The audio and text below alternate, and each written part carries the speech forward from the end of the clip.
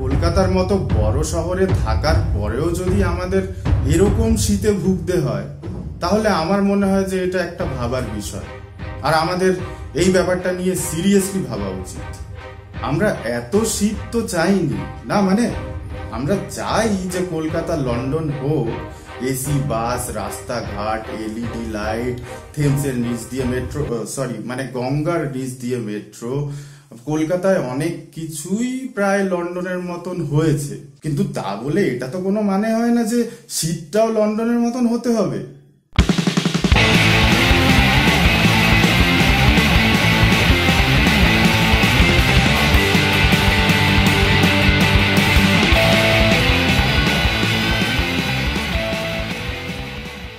আমি জানি না এটা কতটা সত্যি, কিন্তু লোকজনের কাছ থেকে শুনতে পাচ্ছি যে এই বছর যে এই এক্সট্রিম শীতটা পড়েছে, এটা অ্যাকচুয়ালি লন্ডন হওয়ার পরিকল্পনার একটা পূর্বাভাস।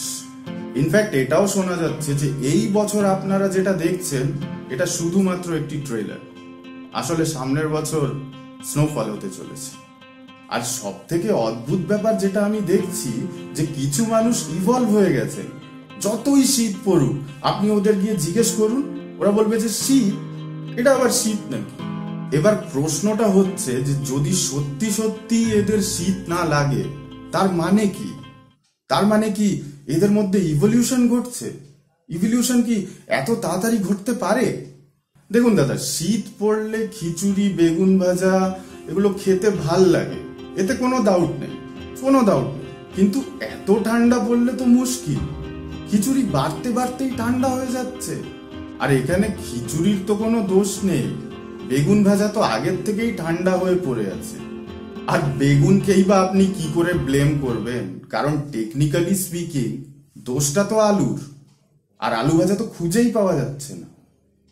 সবাই শীতে বিয়ে করতে চায়, আর তার পিছনে যথেষ্ট লেজিটিমেট কারণ আছে, কিন্তু এত শীত পড়লে তো কিছু খুঁজেই পাওয়া যায় না, সব মেটাল হয়ে যাচ্ছে। আর এই খুঁজে না পাওয়ার জন্য আমাদের যে অপমানটা হচ্ছে, আমাদের যে ক্ষতিটা হচ্ছে, এর ক্ষতিপূরণ কে দেবে? এটা কি কেউ ভাবছে? এবার বেশিরভাগ ক্ষেত্রে কি হয়, জোর করে আগুন ধরাতে হয়। যাদের খুঁজে পাওয়া যাচ্ছে না তাদের ফিরিয়ে আনতে হয়। আর জোর করে ধরানো আগুন তাড়াতাড়ি নিভতে চায়।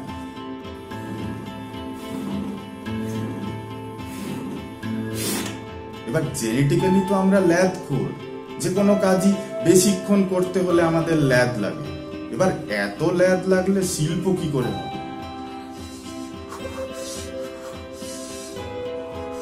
এরকম শীত পড়লে শিল্প কখনোই হবে না।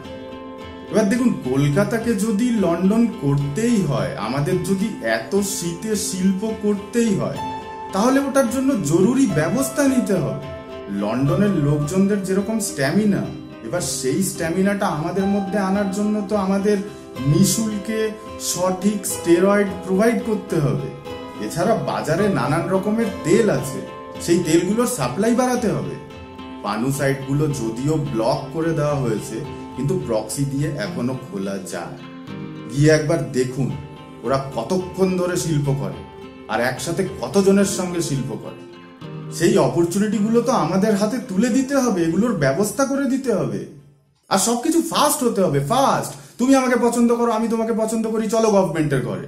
রাস্তায় রাস্তায় সুলভের মতন গভর্নমেন্টের ঘর করে দিতে হবে, যেখানে সব রকমের জাপানি ব্যবস্থা আছে। আর এরকম একটা সমাজ ব্যবস্থা যদি আমরা করে দিতে পারি, আমি গ্যারান্টি দিচ্ছি যে সবাই এই স্লোগানটা দেবে, শীত চাই, শিল্প চাই, শিল্প করে বাঁচতে চাই। শীত চাই, শিল্প চাই, শিল্প করে বাঁচতে চাই।